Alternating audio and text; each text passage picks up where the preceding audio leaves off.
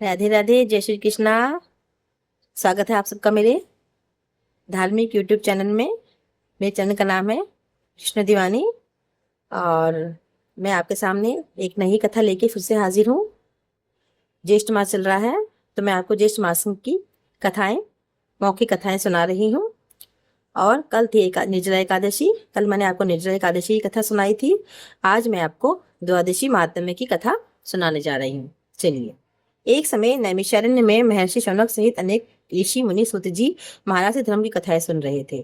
महर्षि शौनक ने पूछा, हे सूत जी, जो भक्त श्रद्धा पूर्वक एकादशी का व्रत करते हैं उन्हें द्वादशी के दिन क्या करना चाहिए? यदि कोई पारण ना करे तो उसका क्या फल होता है? सूत जी बोले, हे ऋषिवरो, एकादशी का व्रत जितना महत्वपूर्ण है उतना ही महत्वपूर्ण द्वादशी के दिन विधिपूर्वक उसका पालन करना भी है। जो व्यक्ति द्वादशी के दिन समय पर पालन करता है उसका व्रत पूर्ण माना जाता है और भगवान श्री हरि उस पर प्रसन्न होते हैं। सूत जी ने आगे एक प्राचीन कथा सुनाई। प्राचीन समय में धर्मशील नाम का एक ब्राह्मण था। वह प्रत्येक एकादशी का व्रत करता था।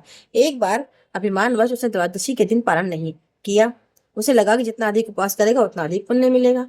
भगवान विष्णु ने उसकी परीक्षा ली। उसी समय एक वृद्ध अतिथि उसके घर आए और भोजन मांगा। ब्राह्मण ने कहा, मैं आज भी उपवास करूंगा, कल भोजन कराऊंगा। वृद्ध बोले, धर्म का पालन नियम से होता है, अपनी इच्छा से नहीं। इतना कहकर वे अंतर ध्यान हो गए। तब ब्राह्मण को ज्ञात हुआ कि वे स्वयं भगवान विष्णु थे। ब्राह्मण ने पश्चाताप किया और भगवान से क्षमा मांगी।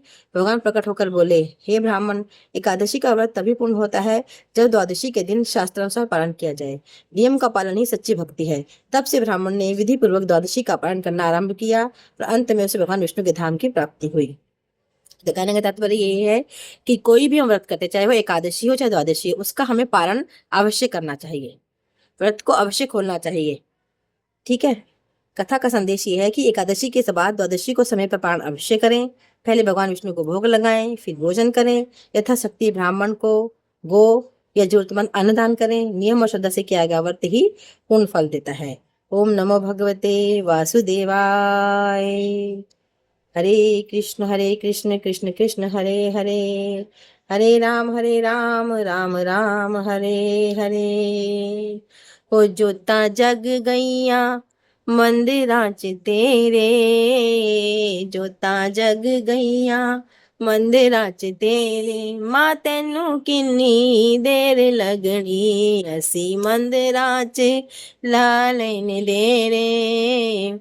असी मंदिरां च ला लैने डेरे। मां तैनू किन्नी देर लगनी, जोता जग गैया मंदिरां च तेरे। मां तैनू किन्नी देर लगनी, असी मंदिरां च ला लैने डेरे। मां तैनू किन्नी देर लगनी।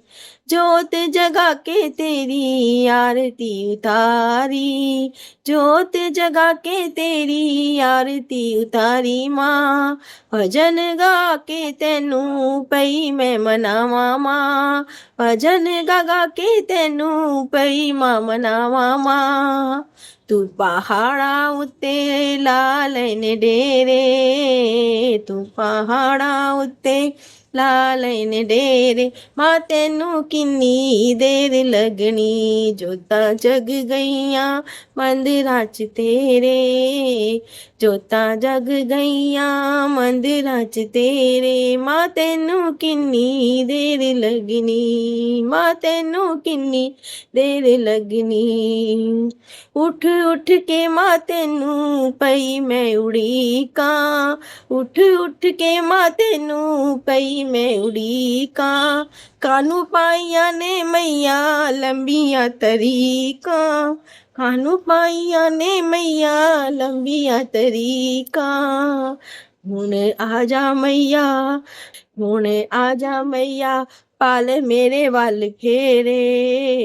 छेती आजा मैया, पा मेरे वाल फेरे। मां तैनू किन्नी देर लगनी, जोता जग गैया मंदिरां च तेरे। मां तैनू किन्नी देर लगनी। जय जय श्री राधे, राधा भगवती की जय, दुर्गा भगवती की जय। हे माई में सचिया जोता वाली माता तेरे सदाई जय। बोल बांके बिहाई लाल की जय, राधा माधव की जय। आज की कथा को हम ये विश्राम देते हैं। कल की कथा लेके फिर से उपस्थित होंगे। तब तक के लिए जय जय श्री राधे, जय राधा माधव, बोलो गोविंद भगवान की जय।